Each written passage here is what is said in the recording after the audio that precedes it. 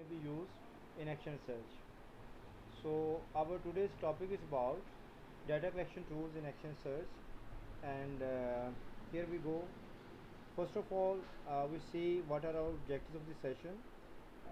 The goal of action search is to understand some element of your classroom environment by collecting data. तो हम बेटा action search में data collection करते हैं अपने क्लासरूम के रिलेटेड या अपने स्कूल के रिलेटेड, ताकि हम अपनी टीचिंग को और अपनी जो भी स्टूडेंट्स की लर्निंग है उसको इम्प्रूव कर सकें. Data is basically is a plural term of data, are many form of information, observations और facts that may be collected or recorded. तो डाटा जो है ये डेंटम की basically is a singular. Datum is a singular and data is a plural term. और data we collect from data through observation और as a facts or information. So, on one way to ensure that you are collecting data on a regular basis is to use a calendar or checklist. एक तो बेटा ये तरीकाकार होता है कि हम अपना जो भी हमारे पास कैलेंडर होता है डेट वाइज हम डाटा कलेक्ट करते हैं, और यहाँ फिर हम अपनी चेकलिस्ट बना सकते हैं, उसके थ्रू डाटा कलेक्ट करते हैं. So basically we will learn about some of the methods of data collection that might be used or may be used in action research that we have to perform here. So first of all, we see methods of data collection. One of the method of data collection is observational data. As earlier we have seen that we may collect data through observation, and observation itself is the act of noting. Observation में बेटा हम कोई भी चीज़ जो होती है उसको देख रहे होते हैं, उसे वॉच आउट कर रहे होते हैं डीपली, और उसमें से फिर हम अपने जो भी नोट्स होते हैं वो ले रहे होते हैं. और समटाइम इसको फिर हम फील्ड नोट्स भी कहते हैं, क्योंकि हम फील्ड में जाके ऑब्जर्वेशन जब करेंगे तो that becomes a field note. ठीक है. और फील्ड नोट्स और ऑब्जर्वेशन रिकॉर्ड्स और लॉग्स और नैरेटिव और checklist, tally sheets, video tapes, photographs, audio tapes, organisational map, charts, behaviour scales, time on task analysis, ये सारे बेटा ऑब्जर्वेशन डाटा हो सकते हैं, जिसमें हम बेटा बाकायदा फील्ड में जाके किसी चीज़ के हम ऑब्जर्वेशन कर सकते हैं, या फिर अपने जो भी ऑब्जर्वेशन रिकॉर्ड्स हैं, जो कि ऑब्जर्वेशन शीट्स होती हैं, स्केड्यूल्स होते हैं, उन पे हम अपने नोट्स लेते हैं. और लॉग्स भी बेटा रिकॉर्डिंग्स को रिकॉर्ड्स को कहते हैं, जो हमारे पास नोटेड रिकॉर्ड होता है, जो कि सेव होता है. जो भी हमारे पास सॉर्ट ऑफ डॉक्यूमेंट्स हैं उसको हम लॉग्स का नाम देते हैं. नैरेटिव्स बेटा कहते हैं स्टोरीज़ को, जो कि दूसरे लोग हमें बताते हैं मुख्तलिफ वाक़यात के बारे में, जैसे कोई हादसा हो जाता है उसके बारे में कोई हमें आगाही दे रहा है, या कोई बंदा किसी का सैर करने जाता है उसके बारे में हमें बता रहा है अपने एक्सपीरियंसेस को, तो वो नैरेटिव्स होते हैं. फिर चेक लिस्ट होते हैं, जिसमें हमने चीज़ों को रखा होता है. जैसे आप लोग एडमिशन के लिए अप्लाई करते हैं तो उसमें एक चेक लिस्ट दी होती है कि आपने कौन कौन से डॉक्यूमेंट्स जो है ना वो साथ अटैच करने हैं, या किसी जॉब के लिए अप्लाई करते हैं तो समटाइम उसमें कुछ चेक लिस्ट दी होती है कि आपने कौन कौन से डॉक्यूमेंट्स साथ अटैच कर लें.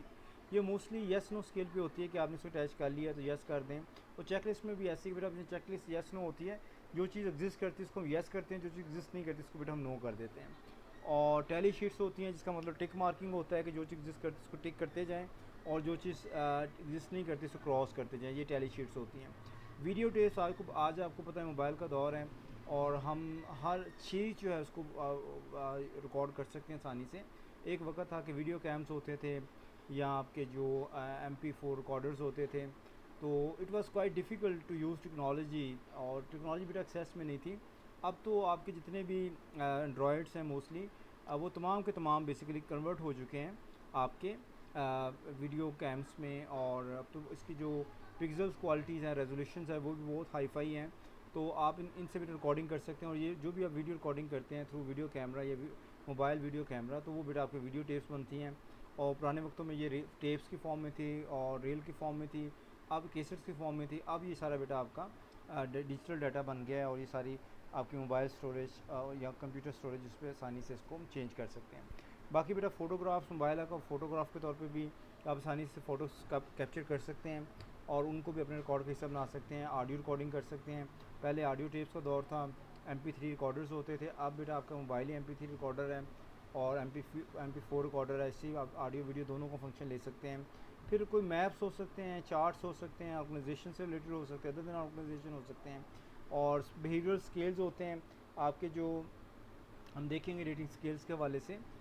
मुख्तलिफ स्केल्स होते हैं जिनको हम यूज़ कर सकते हैं. वो लिकट स्केल भी है, 3 पॉइंट स्केल भी हो सकता है, 7 पॉइंट भी हो सकता है, 9 पॉइंट स्केल भी हो सकता है. और टाइम ऑन टास्क एनालिसिस भी होता है। ये बेसिकली एक ख़ास तरह की ऑब्जर्वेशन शीट होती है जो कि मोस्टली हम जॉब एनालिसिस के लिए यूज़ करते हैं, और देखते हैं कि एक जो पार्टिकुलर पर्सन है, जो वर्कर है, वो कौन कौन से काम कर रहा है, कौन कौन से काम नहीं कर रहा है। तो उसको ऑब्जर्वेशन करके टाइम ऑन टास्क एनालिसिस कर सकते हैं कि एक काम पे वो कितना टाइम जो है ना उसे लगता है। मतलब एक बैंकर है, वो अगर एक चेक जो है उससे वो कैश करवा रहा है, तो एक चेक को प्रोड्यूस होने में और कैश होने में how much time is required. और इसके मुताबिक हम देख सकते हैं कि एक दिन में जो कैशियर है वो कितने चेक जो है ना वो आसानी से कैश कर सकता है। और इसके अलावा अगर उसकी अदर कोई जॉब्स हैं तो वो उन जॉब्स की तरफ उसे कितना टाइम चाहिए होगा। तो ऐसे हम टास्क ऑन एनालिसिस करते हैं, टाइम ऑन टास्क एनालिसिस करते हैं। तो ये मोस्टली ऐसा हम कर सकते हैं। सबसे बेटा यहाँ पे इंक्वायरी डाटा दिया हुआ है। Inquiry data that we basically inquire from others, that we ask from others basically. और इसमें बेटा आपके इंटरव्यूज़ हो सकते हैं, फोकस ग्रुप डिस्कशन हो सकती है। इंटरव्यू बेटा टू जो पीपल होते हैं उनके दरमियान में गुफ्तगू होती है, मीनिंगफुल पर्पसफुल गुफ्तगू होती है, उसको बेटा हम इंटरव्यू का नाम देते हैं। और जो आपको बेटा फोकस ग्रुप डिस्कशन है, इसमें दो से ज़्यादा अफराद होते हैं, 3 4 5 6, मोस्टली 7 से 8 तक रिकमेंडेड है कि आप फोकस ग्रुप अगर डिस्कशन करनी है तो उसमें एक्सपर्ट्स जो हैं उनकी आप डिस्कशन करवा सकते हैं, या फिर जिनसे आपने डाटा कलेक्शन करवानी है उनके जो एक्सपीरियंसिस हैं अगर उनको रिकॉर्ड करना है तो वहाँ पे भी आप फोकस ग्रुप डिस्कशन करवा सकते हैं। मसलन अभी जैसे हम बात कर रहे थे प्रैक्टिकल एक्शन सर्च के हवाले से, कि अगर हम स्कूल के अंदर जाते हैं और हमारा जो भी टॉपिक है वहाँ पे हम अगर टीचर से डाटा लेना है तो 7 टीचर्स लेने के लेवल पे, या अगर आपने स्टूडेंट से डाटा लेना है तो 7 8 स्टूडेंट ले लें। और अपना जो भी आपका क्वेश्चन है या आपके पास जो इंटरव्यू स्केजुअल है या जो भी आपके पास क्वेश्चंस हैं, डिस्कशन क्वेश्चंस हैं, उनको फिर आप 1 बाय 1 से पूछते जाएंगे और 1 बाय 1 उनका उस पर राय लेंगे, उनकी एक्सपीरियंसेस क्या है या उनकी ओपिनियन क्या है, वो एग्री करते हैं, डिफ़र करते हैं, उसके फिर आप नोट्स ले लेंगे या रिकॉर्डिंग कर लेंगे और उसको बाद में आप एनालिसिस कर लेते हैं। और फिर बेटा कॉन्फ्रेंसिंग है, जैसे अभी हम जो कर रहे हैं ये बेटा ऑनलाइन कॉन्फ्रेंसिंग है बेसिकली। इसको अभी हम ऑडियो कॉन्फ्रेंसिंग का नाम इसलिए दे सकते हैं कि आप मेरी से आवाज़ सुन सकते हैं, वीडियो नहीं देख रहे हैं। If I just open my camera तो ये वीडियो कॉन्फ्रेंस में चेंज हो जाएगा। वैसे तो ये स्लाइड्स आपको शो हो रही हैं, इसलिए बेटा ये वीडियो कॉन्फ्रेंस भी है। तो जब आपको ग्राफिक्स शो हो रही होती हैं तो ये वीडियो कॉन्फ्रेंस होती है, जब विदाउट ग्राफिक्स होता है तो ये ऑडियो कॉन्फ्रेंस होता है। तो अभी आपके साथ मेरी बातचीत हो रही है थ्रू कॉन्फ्रेंसिंग हो रही है। और ये जो कॉन्फ्रेंस का मतलब यही होता है कि जब 2 से ज़्यादा लोग किसी भी मीटिंग में शामिल हो जाए तो बेटा कॉन्फ्रेंस बन जाती है।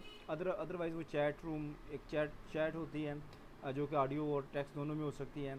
फिर बेटा सर्वे मेथड है जिसमें हम कहीं बाहर जाके लोगों से डाटा लेते हैं, डिफरेंट स्कूल्स में जाकर डाटा लेते हैं, सर्वे करते हैं। क्वेश्चनर हमारे पास होता है और वो क्वेश्चन एडमिनिस्टर करते हैं मुख्तलिफ स्कूल्स में, कॉलेजेस में, यूनिवर्सिटीज़ में, जो भी हमारी पॉपुलेशन सैम्पल होता है उसके मुताबिक। और जो बेटा क्वेश्चनर्स हैं, it has list of questions to be asked. इसमें बेटा वेरिएबल्स होते हैं जो हमारे स्टडी के अंदर जिन चीज़ों पे हम बेटा स्टडी कर रहे होते हैं वो हमारे वेरिएबल्स होते हैं, उनको कंस्ट्रक्ट्स भी कहते हैं हम लोग। तो उन कंस्ट्रक्ट्स पे हम मुख्तलिफ क्वेश्चंस पूछते हैं ताकि उस कंस्ट्रक्ट को स्टडी करके हम उसके मुताबिक उसको एज अ कंसेप्ट देख सकें। और उस क्वेश्चनर पे फिर हम जो भी लिस्ट ऑफ क्वेश्चंस होते हैं उसमें रेटिंग स्केल होता है या चेकलिस्ट होती है, उस पर लोग टिक मार्क करते हैं और अपना रिस्पॉन्स देते हैं जो भी दे आर थिंकिंग अबाउट। और बेटा उसके बाद एटीट्यूड है, एटीट्यूड स्केल्स हैं। ये आपके कुछ स्केल्स जो कि साइकोमेट्रिक किस्म के स्केल्स होते हैं जो साइकोलॉजी वाले ने भी डेवलप किए हैं, सोशियोलॉजी वालों ने डेवलप किए हैं, एजुकेशन वालों ने भी डेवलप किए हैं, सोशल साइंटिस्ट मोस्टली एटीट्यूडनल जो स्केल्स होते हैं उन्हें एप्टीट्यूडनल भी और एटीट्यूडनल भी दोनों के तरह के स्केल जो है ना वो डेवलप करते हैं और उन्हें स्टैंडर्डाइज करते हैं, फिर बाकी रिसर्चर्स भी इसको यूज़ करते हैं। और ये तमाम तरह की जो स्केल्स हैं, ये तमाम तरह की जो चीज़ें हैं, ये सारे बेटा इंक्वायरी डाटा के मद में आते हैं जिसमें हम डाटा को इंक्वायर करते हैं फ्रॉम अदर्स।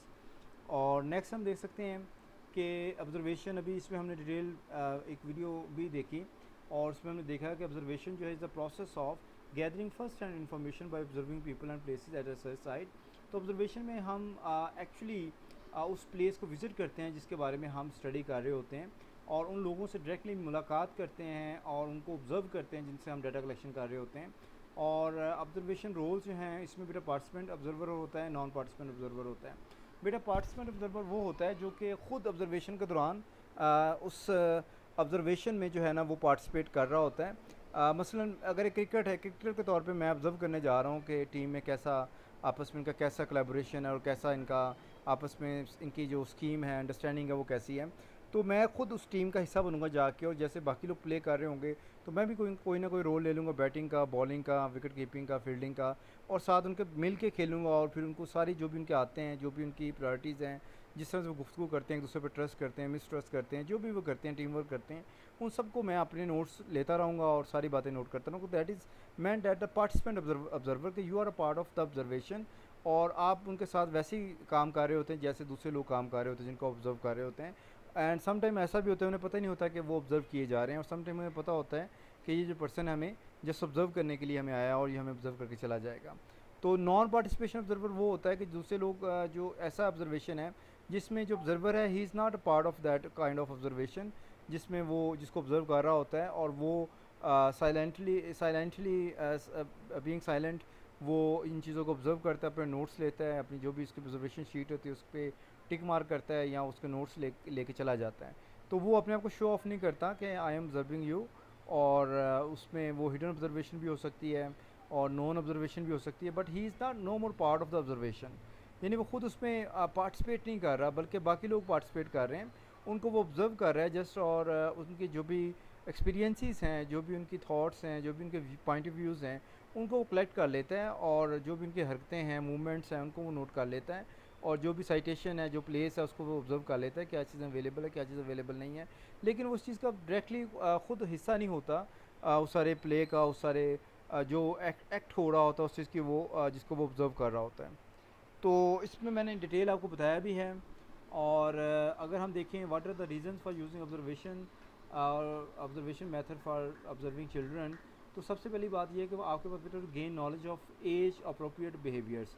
तो एक तो जब आप उस एज पर्टिकुलर एज ग्रुप को जब आप ऑब्जर्व करेंगे तो उस एज में रहते हुए उनका जो अप्रोप्रिएट बिहेवियर है बेटा, वो जो नेचुरल उनका बिहेवियर, उसकी आप अंडरस्टैंडिंग लेते हैं, उनको नॉलेज फर्स्ट हैंड नॉलेज आपके पास आता है to gain knowledge of individual differences, और उनके दरमियान में जो डिफरेंसेस हैं, जैसे मैंने कहा कि एक टीम के अंदर आप जाते हैं, वहाँ जाके देखते हैं उनके अंदर वो कैसे कोलैबोरेट करते हैं या नहीं करते हैं और क्या उनके इश्यूज़ हैं। तो उन चीज़ों के बारे में हमें, और जब उनके साथ होंगे तो हमें पता चलेगा, या हमने ऑब्जर्व करेंगे तो बेटा हमें पता चलेगा। And to become aware of the total environment influence on children, और फिर ओवरऑल देखें कि इन्वायरमेंट कैसी है और वो कैसे इन्फ्लुएंस कर रही है बच्चों के डेवलपमेंट पे, और उसमें किस तरह की उनकी मॉरल और उनकी जो फिज़िकल और उनकी जो कोग्निटिव और जो सोशल डेवलपमेंट वो कैसे हो रही है। And then to identify specific strength and difficult areas of individual children. तो यहाँ पे हम ये भी पर्पस होता है कि हम उन एरियाज़ को जो कि स्ट्रेंथ्स हो सकती हैं या जो वीकनेसेस हो सकती हैं बच्चों के पॉइंट ऑफ व्यू से, उनको हम ऑब्जर्व कर सकते हैं और उनको नोट डाउन कर सकते हैं अपनी डायरीज़ में या अपने नोट्स में। And to gather data to plan for individual children, और इससे बेटा हम ये भी कर सकते हैं कि भाई जब हमारे पास ये सारा वेरी डाटा आता है तो उसके बेस पे हम फोकस कर सकते हैं, यानी नीड बेस स्टूडेंट्स को जिन्हें ज़्यादा सपोर्ट की ज़रूरत है, जो ज़्यादा कमज़ोर हैं या जिनको ज़्यादा गाइडेंस की ज़रूरत है, या जिनको यानी इंडिविजुअल जो है ना वो काउंसलिंग या गाइडेंस की ज़रूरत है, उनको हम कलेक्ट आइडेंटिफाई कर सकते हैं। Then further we see to gain understanding of children stages of physical, intellectual, emotional, social and language development. तो ये तो मैंने पहले भी कहा कि बेसिकली जब तक हम ऑब्जर्व नहीं करेंगे तो हमें आइडिया नहीं होगा कि बच्चों की फ़िज़िकल डेवलपमेंट कैसी हो रही है। उसके लिए हमें बच्चों की जो उनकी जो हाइट है उसकी ऑब्जर्वेशन की ज़रूरत है, उनका जो वेट है उसकी ऑब्जर्वेशन की भी ज़रूरत है, और उनकी जो ओवरऑल फिज़िकल एक्टिविटी है उसको भी ऑब्जर्व करने की ज़रूरत है कि वो फिज़िकली कितना रन कर सकते हैं, फिट हैं, जंपिंग कर सकते हैं, या जो भी फिज़िकल एक्टिविटीज़ करवाई जा सकती हैं बच्चों को, ठीक है। और इंटेलेक्चुअल एक्टिविटी है जिसमें उनके हम मोस्टली बेटा क्लासरूम में सब हमारा सबसे ज़्यादा फोकस ही कॉग्निटिव और इंटेलेक्चुअल डेवलपमेंट पे रहता है, जिसमें उनके बेटा हम टेस्ट लेते हैं। और तो वैसे भी जब हम उनको बेटा मिलते हैं, उनको देखते हैं, तो हमें पता चल जाता है कि बच्चे जो है ना वो अगर क्वेश्चंस के आंसर्स दे रहे हैं तो कितना वो पढ़ रहे हैं या नहीं पढ़ रहे हैं, और फिर उनकी इमोशनल जो डेवलपमेंट है वो किस हद तक है, उनको अपने ऊपर कंट्रोल है या नहीं है, वो ज़्यादा गुस्से हो जाते हैं या ज़्यादा खुश रहते हैं। तो इन चीज़ों को बेटा हम ऑब्जर्व कर लेते हैं, ज़्यादा उदास रहते हैं, ज़्यादा मुतमिन होते हैं। फिर सोशल डेवलपमेंट है, क्या वो सोशलाइज होते हैं, एक दूसरे को हेल्प आउट करते हैं, एक दूसरे को एक्सेप्ट करते हैं और एक दूसरे से अच्छे ताल्लुकात बनाते हैं। उनके जो उनके आपस में इंटर रिलेशनशिप्स हैं वो कैसे हैं, ठीक है। और फिर उसके बाद हम देखते हैं इंटरपर्सनल कम्युनिकेशन कैसी है, एंड लैंग्वेज डेवलपमेंट के वो आपस वो अल्फाज कैसे यूज़ करते हैं और how do they communicate mutually, और उनकी लैंग्वेज डेवलपमेंट हो रही है नहीं हो रही है। पार्टिकुलरली जो हम फॉरेन लैंग्वेज या सेकंड लैंग्वेज डेवलपमेंट की बात करते हैं वो किस हद तक इफेक्टिव है या नहीं है, और मदर लैंग्वेज जो भी है उर्दू, पंजाबी या आपकी जो भी सिंधी, पश्तो बलोची और जो भी आपकी कश्मीरी, जो भी आपकी मदर लैंग्वेज है वो उसकी डेवलपमेंट बेटा हो रही है नहीं हो रही है. Then to gain an appropriate appreciation of children's ability, interests, perception and personalities. और बेटा हम बच्चों की जो पर्सनल एबिलिटीज़ होती हैं उसके बारे में भी हमें नॉलेज गेन होता है, उसको हम अप्रिशिएट कर सकते हैं. और उनके इंटरेस्ट को, उनकी परसेप्शंस को, उनकी ओवरऑल पर्सनालिटीज़ को भी हम अप्रिशिएट कर सकते हैं. और इसके अलावा बेटा to gain knowledge of how childrens learn. और हमें बेटर अंडरस्टैंडिंग होती है कि बच्चे एक्चुअली लर्न कैसे करते हैं. देखें, टीचिंग ये नहीं होती कि मैं आपसे बात कर रहा हूँ और आप लर्न कर रहे हैं. It is not a kind of teaching. I can never believe such thing that you people are just learning because Mr. Tariq Slingujour is teaching you, because I am a person who is having MPhil or having PhD in education, and I am a very good researcher. Still, I can't believe as a teacher that you are learning because of my education, my qualification or my experiences. It doesn't mean teaching. तो ये बेटा teaching नहीं है कि ये मैं ज्यूम कर लूँ कि भाई आप लोग सिर्फ इसलिए लर्न कर लेंगे कि मैं आपको पढ़ा रहा हूँ. बेटा इसमें आपकी पर्सनल इन्वॉल्वमेंट बहुत ज़रूरत है, आपकी रेडीनेस होना बहुत ज़रूरी है, और आपकी पार्टिसिपेशन बहुत ज़रूरी है. तो इस तरह से अगर मुझे ये चाहिए एज ए टीचर कि मैं ये चेक करूँ कि आप लोग अंडरस्टैंड कर रहे हैं नहीं कर रहे हैं, और आपको कोई डिफ़िकल्टीज़ आ रही हैं नहीं आ रही हैं. तो इसलिए ज़रूरी है कि इस हिस्से में फिर हम ऑब्जर्वेशन करते हैं और उसमें फिर फर्दर देखते हैं. आपके यहाँ पे सब सारी बात ऑनलाइन मोड है. फ़िज़िकल मोड जो होता है उसमें तो हमें क्लासरूम में इंटरेक्शन क्वेश्चन के थ्रू रहता है ज़्यादातर, और वहाँ 1 बाय 1 इंटरेक्शन रहता है. अब चूँकि यहाँ पे एक आपके साथ डायरेक्ट इस तरह से 1 बाय 1 कनेक्शन तो नहीं है, लेकिन ओवरऑल जब आप बेटा कमेंट्स करते हैं ऑनलाइन में तो हमें पता चल जाता है कौन से स्टूडेंट्स ज़्यादा इंटरेस्ट ले रहे हैं, कौन से कम ले रहे हैं. तो बहरहाल बेटा ऑब्जर्वेशन से हमें नॉलेज हासिल होता है that to what extent students are learning and how they are learning, and to identify how individual children react and relate to group situation. और एक ख़ास सिचुएशन में जो स्टूडेंट्स हैं वो कैसे रिएक्ट करते हैं और कैसे बिहेव करते हैं, तो इस बारे में हमें पता चलता है. और then to become aware of the positive और prosocial and negative antisocial behaviour of children. और ये भी पता चलता है कि बच्चे कितने प्रो सोशल या एंटी सोशल हैं, कितना वो सोशलाइजेशन को एक्सेप्ट करते हैं या रिजेक्ट करते हैं, और वो यानी अपने आप को ईजी फील करते हैं दूसरों के साथ शेयरिंग में या नहीं करते हैं, दूसरों के साथ स्पेस देते हैं, दूसरों को एक्सेप्ट करते हैं नहीं करते हैं. तो ये बेटा वो चीज़ें हैं जो हमें बेसिकली पता चलती हैं जब हम एक्चुअली लोगों के साथ मिलते हैं या उनको ऑब्ज़र्व करते हैं. Then we come to know with the real interaction of the people and real observation of the people, then we come to know how things are happening actually. और यही बेटा वो बातें हैं जिसकी बेस पे हमें जो है ना वो एक्शन सर्च की ज़रूरत पड़ती है. जब हम ये चीज़ ऑब्ज़र्व करते हैं ना कि बच्चे ज़्यादा सोशलाइज नहीं हैं, बच्चे जो हैं उनको थोड़े से सप्रेस्ड हैं, थोड़े से कंफ्यूज हैं, थोड़े से स्लो लर्नर्स हैं, तो यही वो कुछ ऐसी प्रॉब्लम्स हमें, इनका इंटरेक्शन आपस में कम है. तो जब ये बातें हमें या उनकी सेल्फ रिलायंस कम है या और सेल्फ रिस्पेक्ट का एलिमेंट कम है, तो ये जब हमें ये समझ आती है ना कि ये बच्चे ऑटोनमस लर्नर नहीं है, तो ये सारे वो प्रैक्टिकल इश्यूज़ हैं जिनको बेटा हम generally as a action researcher हम आइडेंटिफाई करते हैं, और उस पर फिर हम अपना जो है ना वो रिसर्च करना शुरू करते हैं. उस चीज़ को फिर डेवलप करने के लिए मुख्तलिफ स्ट्रेटजीज़ अडॉप्ट करते हैं ताकि किस तरीके से बच्चों के ये इश्यूज जो है ना रिजॉल्व हो जाएँ, उनके जो प्रॉब्लम्स हैं उनको सॉल्व कर लिया जाए. देन वी सी ये हो गया बेटा प्रो सोशल. अच्छा, guidelines for the recording the behaviour of young children. बेटा ये बात हमेशा याद रखें जब आप ऑब्जर्वेशन करते हैं तो सबसे पहली जो लाइबिलिटी आपके कंधों पे होती है या रिस्पॉन्सिबिलिटी आपके कंधों पे होती है वो कॉन्फिडेंशियलिटी की है. बिकॉज ये बात हमेशा याद रखें बेटा, जो मैंने पहले दिन से आपसे कहा कि there is nothing perfect, no one is so perfect. तो जो आदम है उसके अंदर बेटा हमेशा कमज़ोरियाँ होती हैं, चाहे तारक गयूर हो, चाहे आप लोग हों, कोई भी हो. हमारे अंदर बेटा वीकनेसेस भी होती हैं, स्ट्रेंथ्स भी होती हैं, और हमें थ्रेट्स और भी होती हैं, हमारे लिए अपॉर्चुनिटीज़ भी रहती हैं, नो डाउट. लेकिन जो भी हमें पता चलता है बेटा उसकी कॉन्फिडेंशियलिटी ज़रूरी होती है. बजाय इसके कि हम अगर किसी से मुखातब हों, किसी के साथ टाइम स्पेंड करें, उसका इंटरव्यू करें या उसको ऑब्ज़र्व करें और उसके बाद उसके बारे में दूसरों को बातें बताएं जिसे ये भी नहीं पता, इसे ये भी नहीं आता, उसे ये भी नहीं पता, तो ये भी अच्छा बिहेवियर नहीं है.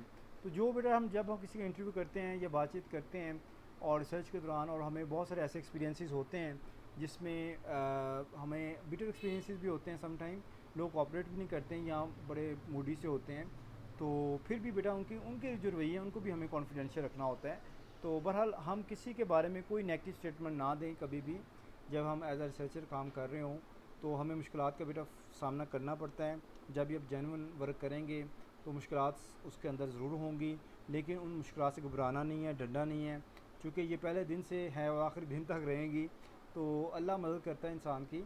तो इंसान जब सदके दिल से कोशिश करता है बेटा, अल्लाह ज़रूर मदद करता है।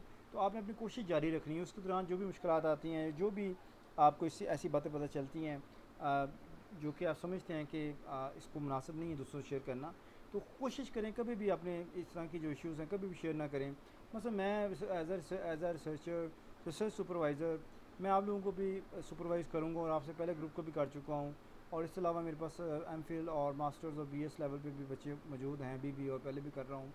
तो अब मुझे पता है कि बहुत सारे बच्चे जब ग्रुप टास्क करते हैं तो पार्टिसिपेट नहीं करते हैं, या वो अच्छा रिस्पांस नहीं देते, या प्रैक्टिकली वो इन्वॉल्व नहीं होते हैं।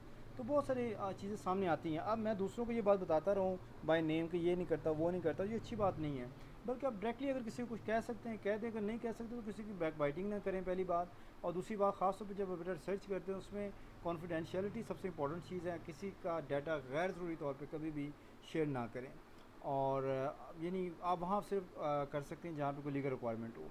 Then observe quietly with little और नो इंट्रैक्शन। और जब आप बेटा ऑब्जर्वेशन करते हैं तो मैंने पहले भी आपसे कहा था कि हमने वहाँ पे अपने आप को इन्वॉल्व नहीं करना, हमने वहाँ पे खामोशी से बैठे रहना है। अगर कोई टीचर पढ़ा भी रहा है तो तब भी हम खामोशी से बैठे रहेंगे। अगर यानी हमारा कोई रोल नहीं है वहाँ पे अदर दैन ऑब्जर्वेशन का, तो हम सिर्फ साइलेंट ऑब्जर्वर हैं। And we will stay there without any kind of interaction. अगर हम ऑब्जर्वेशन कर रहे हैं तो हम अपना कोई फीडबैक नहीं देंगे और कोई किसी तरह गाइडेंस या कोई कमेंट और कोई रिफ्लेक्शन नहीं देंगे। जस्ट अपने नोट्स लेंगे और चले जाएंगे। Then record objective observation in clear, precise and useful manner. और जो आपकी बेटा ऑब्जर्वेशन है इट शुड बी क्लियर, यानी जिसका कोई मीनिंग हो, जो कि हमारे रिसर्च से रिलेटेड हो, प्रिसाइज हो, एक्यूरेट हो, और वही चीज़ मेजर करे जो चीज़ हम मेजर करना चाह रहे हैं। और यूज़फुल मैनर हो, यानी अब उसका फ़ायदा हो आपको और हम सबको। ये ना हो कि आप हर चीज़ नोट करना शुरू कर लें जो कि पॉसिबल नहीं है, और ना वो सारा स्कोप होता है अपनी रिसर्च का। आप देखेंगे फर्दर जब अपने एरिया में आप चीज़ों को फोकस करेंगे, डिलिमिट करेंगे, तो आपको अंदाज़ा होगा कि मैंने सिर्फ इसी चीज़ को ऑब्जर्व करना है, ना कि सब चीज़ों को। मसलन अगर आप इंटरपर्सनल रिलेशनशिप की बात कर रहे हैं तो उसमें बाहमी जो आपस में रवादारी और उसने सलूक और जो उनकी जो भी अच्छे ताल्लुकात हैं और बुरे ताल्लुकात हैं उसी को बेटा हम स्टडी करेंगे, ना कि हर चीज़ को। Think of child and respect her as she और he is and not as you think she और ही शुड बी। बेटा जो बच्चे जैसे भी हैं, चाहे वो रूडी हैं, चाहे वो नॉयड हैं, चाहे वो एंग्विश हैं, चाहे वो मिस्चीवियस हैं, चाहे वो जैसे भी हैं, वट एवर दे आर, बच्चे बच्चे ही होते हैं। तो आप इनको वैसे ही रखना है, उसी स्टेज पे रखना है। और उसमें आप ये ना ज्यूम करेंगे जैसे मैं थिंक करता हूँ वैसे उन्हें होना चाहिए। अगर मैं सीरियस पर्सन हूँ तो उनको भी सीरियस पर्सन होना चाहिए। अगर मैं जॉली हूँ तो उनको भी लाजमी जॉली होना चाहिए। तो बच्चों की अपनी पर्सनैलिटीज़ होती हैं, अपनी लाइक्स और डिसलाइक्स होती हैं। Let them do as they want to do and let them be as they want to be. तो ठीक है, अगर कोई बहुत बड़ा कोई अखलाकी प्रॉब्लम क्रिएट नहीं करते तो आपको उनको वैसा रहने दें जैसे वो हैं। And be as familiar as possible with the age group before beginning to the observe. और फिर हमें जिनको आपने ऑब्ज़र्व करना है उसके बारे में थोड़ी इन्फॉर्मेशन कलेक्ट कर लें कि वो किस एज ग्रुप में हैं, और उसके बारे में फिर आपको पता चले कि ये भी देखेंगे इस एज ग्रुप में बच्चों की क्या आदात होती हैं। इसको पढ़ा जा सकता है लिटरेचर व्यू से। Use a speakers exact words when recording conversation. और कभी अगर कोई बातचीत करते हैं और ड्यूरिंग ऑब्जर्वेशन कोई बातचीत हो रही है उसको प्रॉपर्ली रिकॉर्ड करें अगर आप रिकॉर्ड करना चाहते हैं। और एग्जैक्ट वर्ड्स जो है ना वो रिकॉर्ड करें और वही फिर कोट करने होते हैं हमने रिसर्च के दौरान, अगर किसी से बातचीत हो रही होती है तो। Then we see identify consistent patterns of behaviors for particular child over a specific period of time. तो ये भी हो सकता है कि अगर आप बार बार ऑब्जर्वेशंस कर रहे हैं तो कुछ बच्चे हैं उनके कोई कंसिस्टेंट किस्म के बिहेवियर पैटर्न्स आ रहे हैं, तो उसको फिर आप नोट करें स्पेसिफिक पीरियड के लिए। और document patterns of behaviour with specific examples of such behaviour, और अपने डॉक्यूमेंट्स में उनके नोट्स लेते रहें। और ख़ासतौर पर ऐसे स्टूडेंट्स को जो बार बार कुछ कर रहे हैं ताकि उनको फिर फ्रिक्वेंसी वाइज बता सकें कि 3 दफ़ा उन्होंने ये रिपीट की ये बात या ऐसा बिहेवियर या ये उन्होंने किया है। बेटा बिहेवियर कहते हैं ऑब्जर्वेबल एक्शन को जो भी हमारी पर्सनैलिटी से रिफ्लेक्ट होता है। जैसे मैं आपसे बात कर रहा हूँ, आप मुझे सुन रहे हैं, तो ये मेरा बिहेवियर है। और जैसे मैं मूव करता हूँ, चलता फिरता हूँ, उठता बैठता हूँ, ये बिहेवियर है। यानी हर वो एक्शन जो दूसरे लोग ऑब्जर्व कर सकते हैं उसको बेटा हम बिहेवियर कहते हैं। चाहे वो आपका वर्बल हो, चाहे नॉन वर्बल हो, चाहे वो बॉडी पोस्चर हो, जेस्चर हो, ठीक है, आपके क्लूज हों, वॉट एवर इट इज़। तो ये सारे के सारे बेटा बिहेवियर्स होते हैं जिसको दूसरे लोग नोटर कर सकते हैं। और इसी ये जो बिहेवियर पैटर्न्स इसी में से बेटा सामने आते हैं, और इसी से हमें पता चलता है कि लोग कैसे लर्न करते हैं, संजीदा है, गैर संजीदा है, क्या कर रहे हैं, what. Then we see identify areas of difficulty and development delays as well as age appropriate and accelerated development। तो इसमें यही हमने बेटा देखना है कि क्या डिफ़िकल्टीज़ हैं उनकी डेवलपमेंट में, जो भी हमारे पास मुख्तलिफ तरह की डेवलपमेंट है उनकी, कोग्निटिव, सोशल, मॉरल, फिज़िकल, और उसके अंदर क्या डिफ़िकल्टीज़ हैं उनको, या उसमें डिले क्या आ रहा है, और फिर उसके बारे में अप्रोप्रिएट जो भी सजेशन हो या जो भी थेरेपी हो या जो भी हम रेमेडी हो, जो भी हम कर सकते हैं उनकी हेल्प, वो फिर हम करते हैं थ्रू एक्शन सर्च। और then we see remember not to make assumptions about a child's family life as cause of our behavior at schools or center। हम ये ज्यूम नहीं कर सकते कि अगर कुछ बच्चे ऐसे हैं जिनके पेरेंट्स पढ़े लिखे नहीं हैं तो इसलिए वो स्कूल के अंदर मिसबिहेव करते हैं क्योंकि पेरेंट्स पढ़े लिखे नहीं हैं। ऐसा नहीं होता बेटा। जो पेरेंट्स होते हैं डेफिनेटली उनका भी, फैमिली के भी असरात होते हैं इंसान की शख्सियत पे, लेकिन बहुत सारे फैक्टर्स होते हैं जो इंसान की पर्सनैलिटी को शेप करते हैं या रीशेप करते हैं या डी शेप करते हैं। तो हमने बेटा पहली बात तो एज अ टीचर हमने हमेशा ये सोचना है कि हमारा ये रोल है कि हमने बच्चों की जो पर्सनैलिटी डी शेप करनी है या रीशेप करनी है तो उसमें हमारा पॉजिटिव किरदार होना चाहिए। दूसरा ये है कि उनके बहुत सारे फैक्टर्स होते हैं, सोशो इकोनॉमिक फैक्टर्स होते हैं, उनके अपने जो फैक्टिव डोमेन में बहुत सारे इश्यूज़ होते हैं। तो सिर्फ family is not responsible for the any kind of disruptive behaviour, चाहे वो अमीर गरीब हो, इंसान खुद भी बहुत हद तक रिस्पॉन्सिबल होता है, बच्चा खुद भी उसमें इन्वॉल्व होता है। और member not to make assumptions about a child behaviour away from the school और सेंटर। और ये भी हम नहीं कह सकते कि जब बच्चा स्कूल से बाहर जाता है और उसमें जो भी वो बिहेवियर अडॉप्ट करता है तो वो हम ये ज्यूम कर लें कि वो स्कूल की वजह से ऐसा है, तो ऐसा भी नहीं है। बल्कि मैंने बताया कि हर पर्सन जो है ना वो आज़ाद है अपने अच्छे और बुरे, जो भी उसके लिए अच्छा और बुरा है उसमें फ़ैसला लेने के लिए। और ये आज़ादी का जिक्र अल्लाह ताला ने कुरान में भी किया है कि उसने अल्लाह ताला फरमाता है कि मैंने इंसान को आज़ाद पैदा किया है कि वो खुद से फ़ैसला ले सके नेकी और बदी के कामों में, वो अपना रास्ता खुद ही अपने रास्ते को मुतय्यन करे। तो अक्सर हम ये बेटा कहते हैं कि भाई बच्चा अगर बुरा बिहेव करते हैं तो हम कसूरवार पेरेंट्स को हर दफ़ा निकालते हैं। अगर बच्चा बुरा बिहेव करता है तो वो स्कूल रिस्पॉन्सिबल है, तो ऐसा नहीं है।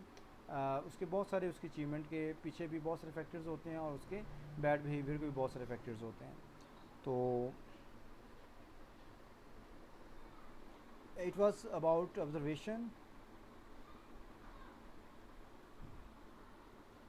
Now next we are talking about anecdotal record checklist। Basically anecdotal record का मतलब होता है कि आप डेट वाइज जो है ना, डे टू डे बेस पे जो डेली बेसिस पे जो रिकॉर्ड बना रहे होते हैं उसको बेटा एनेक्डोटल record कहते हैं हम लोग। सो anecdotal record brief information narrative account describing an incident of a child's behavior that is important to the observer, may apply to a specific child or a group of children। One of the developmentally appropriate ways teachers can evaluate a child's learning. Basically ये school का record होता है जिसे हम anecdotal record कहते हैं। ये basically तरह की डेली स्कूल डायरी होती है जिसमें डेली कुछ ऐसे वाक़यात लिखे जाते हैं जो कि अनयूजुअल होते हैं। जैसे बच्चे आपस में लड़ पड़ते हैं या कोई बच्चे को ख़ास अचीवमेंट होती है, तो इसको हम बेटा डेली के बेस पे स्कूल के अंदर या क्लास वाइज एक डायरी बनती है जिसमें हम बच्चों के इस तरह के डिसरप्टिव बिहेवियर्स या कोई पार्टिकुलर बिहेवियर, उनकी पार्टिकुलर अचीवमेंट को हम नोट आउट करते हैं और उसको हम एक रिकॉर्ड बना लेते हैं ताकि फिर हमें पता हो कि किन किन डेट्स में क्या क्या इश्यूज़ बने थे, किसने किसके साथ लड़ाई की थी, किसने बुलिंग की थी, किसने फ़ाइट की थी, किसने क्या किया था, वो हम सारा बना सकते हैं। कोई बच्चा लेट आ रहा है तो वो भी हम नोट कर सकते हैं। तो इट डिपेंड्स कि टीचर एनेक्डोटल में क्या लिखता है। It is a kind of diary basically जिसमें हम डेली की रिपोर्ट लिखते हैं कि आज कौन कौन से ऐसे सर्टन वाक़यात हुए और इंसिडेंट्स हुए हैं जो कि लिखने के काबिल हैं, और उसको हम अपने रिकॉर्ड के हिस्सा बना लेते हैं। और उसकी फिर ऑब्जर्वेशन से जो मुख्तलिफ ऑब्जर्वर्स होते हैं वो अपने नोट्स लेते रहते हैं। तो नेक्स्ट हमारे पास बेटा जो है इसमें एनेक्डोटल रिकॉर्ड्स के हवाले से anecdotes describe the beginning and ending times of observation, कि कब ऑब्जर्वेशन शुरू हुई, कब ख़त्म हुई। An objective and factual account of what occurred, telling how it happened, why and where it happened and what was said and done. तो ये सारी बातें उसके अंदर लिखी जाती हैं, डेट, टाइम और पार्टिकुलरली उसमें क्या किसका कसूर था और क्या उसने बात कही। तो ये जो हमारे तक इन्फॉर्मेशन पहुँचती इसको तो बेटा हम उसको ब्रीफली डिस्क्राइब कर देते हैं एनेक्डोटल डायरी में। और anecdotal records come only from direct observation and are written down promptly and accurately. और इसको हम डेट वाइज मैंने जिसका डेली बेसिस पे हम लिखते हैं और फ़ौरन लिखा जाता है ताकि ये हो कि आप भूल ना जाए, कोई भी इन्फॉर्मेशन कोई मिस ना हो जाए। तो बेहतर है कि डेली के डेली इसको अपडेट किया जाए। और अगर आप खुद कर रहे हैं एज ऑब्जर्वर तो फिर आप अपने डेली नोट्स लें इस पर। नेक्स्ट हमारे पास जो चेकलिस्ट है, जैसे मैंने कहा था कि चेकलिस्ट में हम टिक मार्क करते हैं, येस नो फॉर्मेट में होती है. So it is a record of direct observation that involves selecting from previous prepared list the statements that best describe behavior observed and the condition present or growth or development or equipment supplies and material available. तो ये checklist होती है, कुछ चीज़ मौजूद है. जैसे आप school के अंदर फॉर एग्जांपल आप ये चेक कर रहे हैं, आईसीटी रिसोर्सेज चेक कर रहे हैं, तो नेटवर्क है यस नो, कंप्यूटर्स लैब में वर्किंग है यस नो. तो ये सारे जो भी आप उसके मतलब चीज़ें नोट करना चाह रहे हैं उसके अंदर, यानी वायरलेस है, नॉन वायरलेस है, फिज़िकल है कनेक्शन, तो ये सारी चीज़ें बेटा आप नोट कर सकते हैं. और चेकलिस्ट में यस नो हम करते हैं, जो चीज़ हम ऑब्जर्व कर रहे होते हैं उसके अंदर फिर बेटा हम यस नो स्केल पे जो चीज़ एग्जिस्ट करती है उनको यस करते हैं, जो चीज़ एग्जिस्ट नहीं करती उसको नो कर देते हैं. और जिस भी फिनोमेना को ऑब्जर्व कर रहे हैं उसके अंदर कोई चीज़ हो रही है तो उसको यस कर देंगे, नहीं हो रही तो उसको नो कर देंगे. फर्दर बेटा चेकलिस्ट के बारे में ये है कि checklist can be use to reflect common activities and expectations in classroom, structure around developmentally appropriate activities and based on national, state और लोकल स्टैंडर्ड्स. तो वो मोस्टली बेटा ये चीज़ें जो हम चेकलिस्ट के अंदर डालते हैं ये वो चीज़ें होती हैं, वो बिहेवियर्स होते हैं जो हम एक्सपेक्ट करते हैं कि ये होने चाहिए या हो सकते हैं. तो ऐसा होता भी और नहीं भी होता, इसलिए बेटा इसको हम चेकलिस्ट में येस नो ऑप्शन रखते हैं. ईजी टू यूज़ है और हेल्पफुल है प्लानिंग के हवाले से for individual and group needs and eliminate the need to record all detail of behaviour. और ये नहीं कि हम हर चीज़ को रिकॉर्ड करेंगे, बल्कि जो चीज़ हमारी चेकलिस्ट में होंगी उन्हीं को सिर्फ रिकॉर्ड करते हैं और बाकी चीज़ों को छोड़ देते हैं. पोर्टफोलियो असेसमेंट है बेटा. Portfolio is a kind of record of important facts and figures और अचीवमेंट्स ऑफ द स्टूडेंट्स. तो पोर्टफोलियो एनेक्डोटल रिकॉर्ड से थोड़ा मुख्तलिफ होता है. पोर्टफोलियो जो होता है बेटा ये आपकी अचीवमेंट्स होती हैं स्टूडेंट्स की, टीचर्स की, स्कूल की. तो इसलिए ये स्टूडेंट बेस भी हो सकता है, टीचर बेस भी हो सकता है, स्कूल बेस भी हो सकता है. तो ये स्कूल पोर्टफोलियो भी होता है, इंस्टीट्यूशन पोर्टफोलियो भी होता है, स्टूडेंट पोर्टफोलियो भी होता है, टीचर पोर्टफोलियो भी होता है. So it is a kind of systematic collection of information about child's ongoing development and the child's work gathered by both children and teacher over time from the available sources. तो ये मैंने बताया कि ये important ऐसे figure होती है जो कि ये ऐसी एविडेंस होती है जो कि हर रोज़ नहीं होती बल्कि पर्टिकुलर टाइम पे, जैसे आपके कोई टेस्ट होते हैं, आपका first term, second term, third term, उसके रिकॉर्ड्स हो सकते हैं, उसमें आपकी अचीवमेंट रिकॉर्ड्स हो सकते हैं, या क्लासरूम के मंथली टेस्ट होते हैं वो हो सकते हैं, या आपने कोई को करिकुलर एक्टिविटी में कोई पार्टिसिपेशन की है वो चीज़ हो सकती है. तो ये इस तरह से चीज़ें भी एग्जिस्ट करती हैं जो कि इंपॉर्टेंट आपकी अचीवमेंट्स होती हैं या इंपॉर्टेंट इवेंट्स में आपकी जो पार्टिसिपेशन उसके जो भी रिजल्ट्स आते हैं उसके बारे में कोई डिटेल्स हो सकती हैं.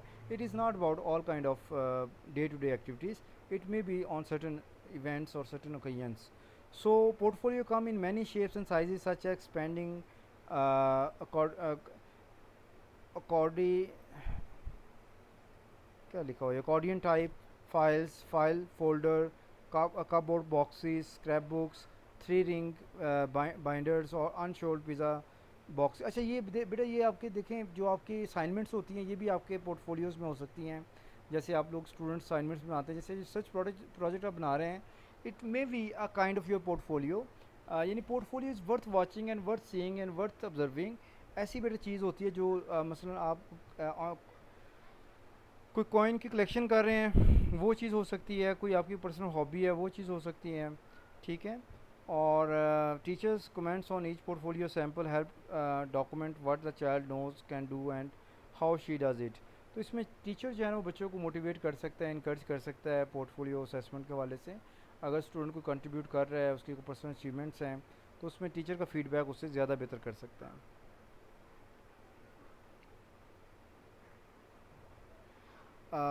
देन वी सी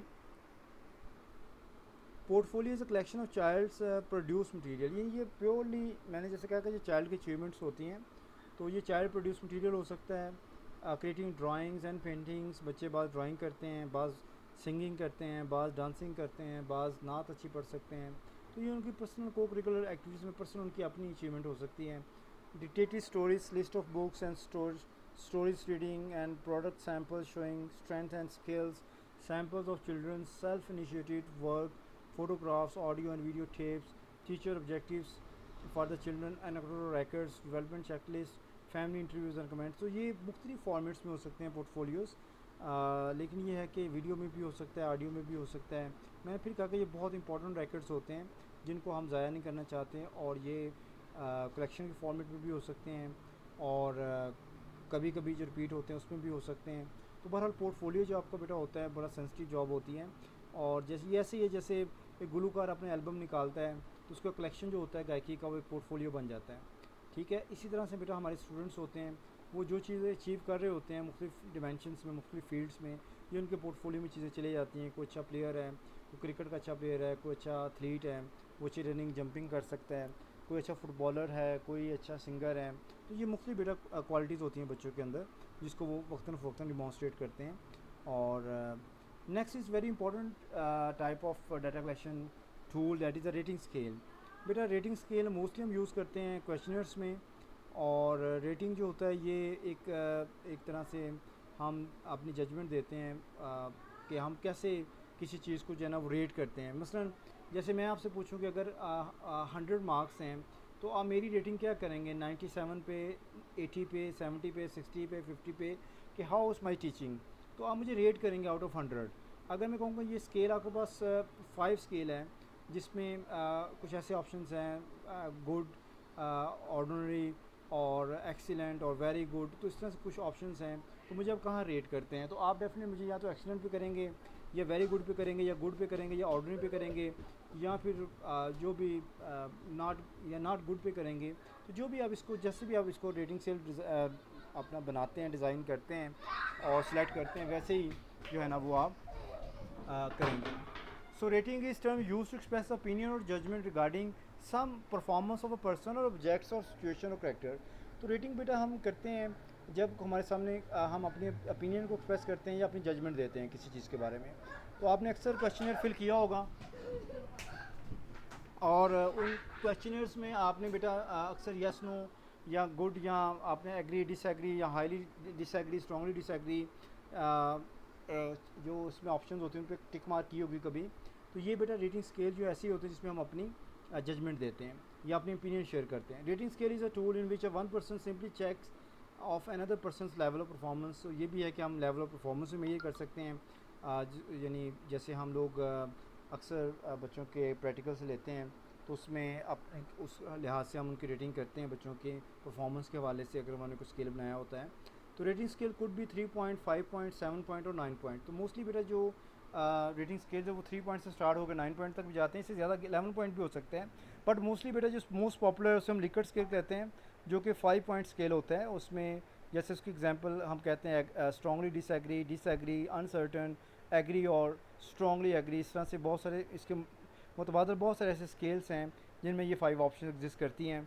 और वो डिफरेंट वजूहात की बिना पे हम बेटा उन्हें यूज़ करते हैं। कोई परफॉर्मेंस स्केल होता है, कोई आपका एटीट्यूड स्केल होता है, कोई एप्टीट्यूड स्केल होता है। इस तरह से मुख्तलिफ रेटिंग स्केल्स हैं जो कि हमें असिस्ट करते हैं डाटा कलेक्शन के हवाले से और लोगों के ओपिनियन और जजमेंट कलेक्ट करने के हवाले से। और ग्राफिक रेटिंग स्केल भी हो सकता है, डिस्क्रिप्टिव रेटिंग स्केल भी हो सकता है, न्यूमेरिकल रेटिंग स्केल भी हो सकता है, कंपैरेटिव रेटिंग स्केल भी हो सकता है। तो ग्राफिक रेटिंग स्केल जो होता है वो ग्राफिकली रिप्रेजेंट किया जाता है, कोई लाइन हो सकती है। डिस्क्रिप्टिव रेटिंग स्केल हो सकता है जिसको डिस्क्राइब किया गया हो। न्यूमेरिकल जैसे 1 2 3 4 5 है। कंपैरेटिव में जिसमें हम कंपैरिजन करें एक चीज़ को, जैसे एक चीज़ आपकी डिज़ायर्ड आपकी लर्निंग है और एक आपकी एक्चुअल लर्निंग है, उसमें कंपैरिजन कर सकते हैं एक्चुअली कितनी हुई है, कितनी आपकी, अगर आपसे पूछा है कि कम्युनिकेशन स्किल कितनी डेवलप हुई है तो डिज़ायर्ड कितनी आपके ख्याल में आपकी थी और आपने कितनी एक्चुअली की है। तो ये कंपैरेटिव आपके स्केल्स हो सकते हैं। तो ये मुख्तलिफ फॉर्मेट्स में हो सकते हैं। नेक्स्ट वी हैव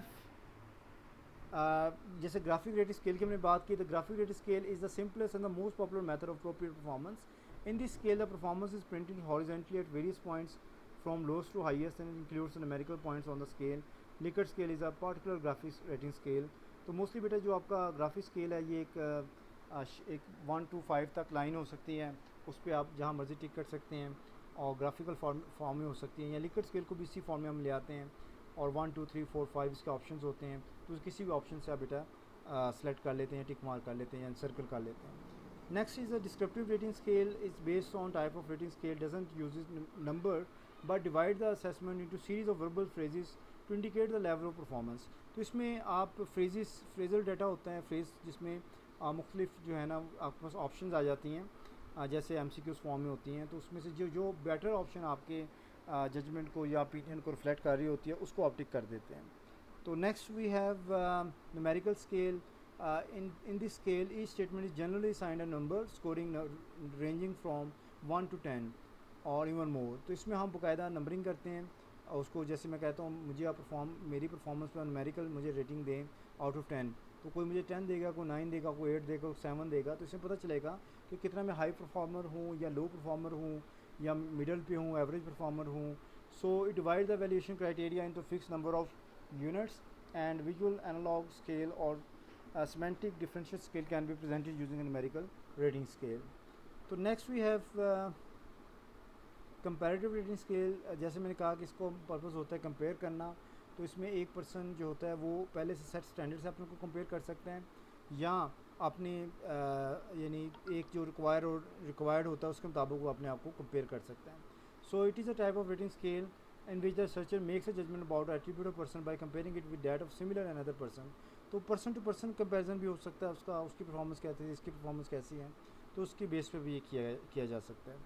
तो it was all about ratings और kind of research tools that may be used in data collection or data collection for data collection in action search।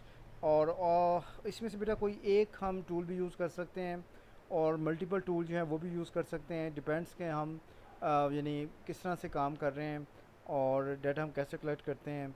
तो ये वो टूल्स हैं जिनके थ्रू हम डाटा कलेक्ट कर सकते हैं। फर्दर इसमें बेटा आपके क्वेश्चनर आता है जिसमें हम लिस्ट ऑफ क्वेश्चंस ऐड करते हैं according to number of variables under study. और फर्दर इसके अंदर बेटा इंटरव्यूज़ आते हैं, स्ट्रक्चर इंटरव्यू होता है और अनस्ट्रक्चर्ड इंटरव्यू होता है और सेमी स्ट्रक्चर इंटरव्यू होता है। 3 तरह के इंटरव्यूज़ होते हैं, इस बारे में फ़र्दर शायद हम बात करें। तो ये सारे के सारे जो हैं बेसिकली डाटा कलेक्शन टूल्स हैं जिनके थ्रू हम अपने डाटा को अपने रिस्पोंडेंट से कलेक्ट कर सकते हैं और उसको बाद में अपनी सर्च में एनालाइज करके उसके जो भी रिजल्ट्स आते हैं वो दूसरों के साथ शेयर कर सकते हैं। So it was all about data collection tools that we have studied today। So now if you have any question you may write in comments। Thank you very much for your participation and your listening।